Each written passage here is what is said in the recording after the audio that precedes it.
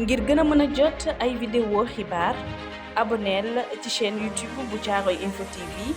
nga daal di bës li nga xam ne moo di cloche bi ngir mën a jot yooyu les notification.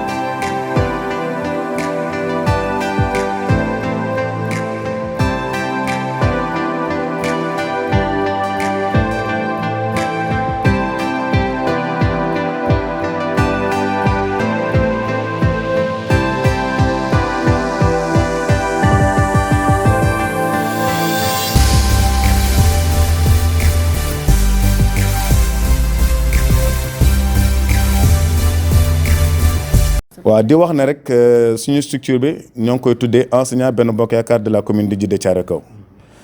enseignant dafa amoon parti bu nekk Benno Bokk Yaakaar enseignant bu nekk dafa am structure de chaque parti Rewmi PS APR neneen AFP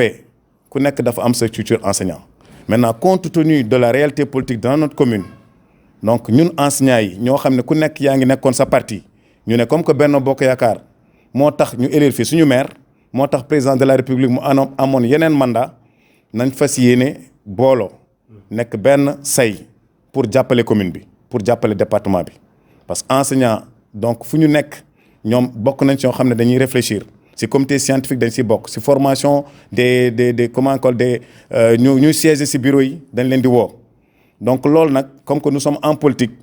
dañu enseignant yi dañ ci am seen gëdd parce que nekk ci politique tamit da nga war a wax ak nit ñi da nga wax ak mbooloo enseignant est mieux placé pour wax ak nit ñi lu ñuy dégg pour sensibiliser parce que ànduñu ci kaddu yu ñaaw ñuy jëmale ci réseaux sociaux yi ànduñu ci donc indiscipline enseignant fu mu dugg éducateur lañ ko xamee te loolu dañ koy continuer incha allah duñu bàyyi langue politique bi ñoo xam ne amuñu benn référence doo xam ne ay saaga ay wax yu ñaaw la ñuy wax enseignant boo gis mooy wax bu ñaaw xam nga kooku matul enseignant donc enseignant boo xam ne dugg na ci politique loolu tamit dañuy yaakaar ne dañuy bay suñu waar bu baax a baax en tant que enseignant comme suñu taxawee lu mu nekkoon ba léegi dañuy gën a am doole parce que dañu booloo dinañ ñu gën a may cër dinañ ñu gën a respecter fu ñu liggéey donc loolu teg ndam la suñu booloo dañuy am doole ku booloo am doole nag dañ lay jox wàll bu mot sëkk ci liggéey bi te enseignants yi pare nañu battre campagne gagné ci commune Djiddah Thiaroye Kao élection yi gagné département de Pikine comme ni ñu ko gagné woon élection yi passé élection locale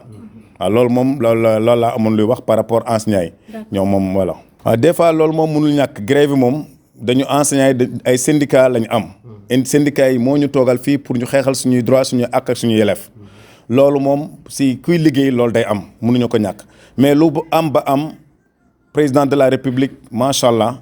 taxaw na ci bu baax a baax yokkute bi nii yombul de mais dafa xam ne su ko deful peut-être njàng bi dina sooxee te njàng bi su sooxee baaxul parce que moo yor éducation réew mi donc loolu moo tax moom mu def kéemtalaay kattanam malgré crise yu nekk ci adduna bi mu yokkal enseignants yi loo xam ne mosuñu ko yokk soo xoolee sa bulletin de salaire sama bulletin de salaire yokk ñu mosu yokk suñu leen boolee ñoom ñëpp bii nii moo ko dàkk. waaw Ahmed Suzanne Camara man dégluma kaddu yi sax yéen ma ko wax léegi mais dans tous les cas koo xam ne Ahmed Suzanne Camara d'abord représenté wul enseignants yi au niveau du MENER. Actuellement MENER mouvement national des enseignants républicains madame Khouma directrice de la case des tout-petits moo yor suñu kaddu au niveau département madame Maymouna Baldé moo yor suñu kaddu au niveau de la commune man tamit ak ñu ma àndal ñoo yor suñu kaddu Ahmed Suzanne Camara représenté wul kenn su amee lu mu wax moom la engagé mais engagé wul enseignants yi te enseignant benn enseignant du ko rafetlu loolu déglu ma ko mais su fekkee ay kaddu lu ñaaw la wax loolu moom enseignant bu xen du ci ànd te représenté wul dara ci enseignant yi ma wax la ko. wàllu woowe enseignant dafa am taxawaay boo xam ne ñëpp dañ koy nawloo parce que enseignant la enseignant dès l'instant nga wax enseignant la rek yenn kaddu warul gën sa bokk parce que xale yi yaa leen di yar yaa leen di won yoon bi fekkee nag yow mi di yare yow yaay taxaw ci réseaux sociaux wala di xeex ci plateau loolu moom di saaga wala di xeex ci plateau loolu enseignant taxawaay enseignant est-ce que maa ngi laaj est-ce que moo ngi ci classe yi d'ailleurs est-ce que moom moo ngi jàngale fekkee nag politique lay def rek nekk il ne représente pas les enseignants actuellement lu ma la wax nii enseignant am na ñu les représente ñu yor seen kaddu moom soo xëy il parle à son nom propre pas au nom des enseignants. waaw enseignants yi nag dañu am conscience si loo xam ne mooy seen liggéey lu ma la wax ni enseignants yoo xam ku yor classe d'examen wala yenn classe yi ñoo ngi xar seen tànk tubéy seen temps libre yëpp ñoo ngi convoqué classe yi pour def l'essentiel du programme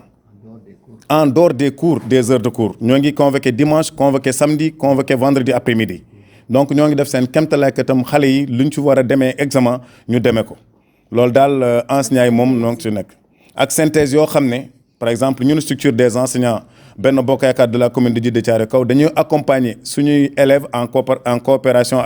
en collaboration avec l'amicale des élèves étudiants de la commune ñoo ngi organiser ay synthèse yoo xam ne commencé nañ déjà dimanche passé synthèse de philo woo ay suñu collègues yoo xam ne ñoo ngi ci structure bi ay professeur philosophie ñu jàppale xale yi en dehors des classes ay dimanche woo leen expliquer leen defal leen le résumé du programme avec des exercices dañ ko fas yéene def en français fas yéene ko def ci histoire géographie et les matières scientifiques loolu enseignant Benno Bokk Yaakaar de la commune de Djiddah Thiaroye Kao accompagné par le maire Modou Gueye boo xam ne éducation mësu si dellu ginnaaw waaw loolu moom incha allah dañ koy fas yéene wéyal jàppale candidat yi.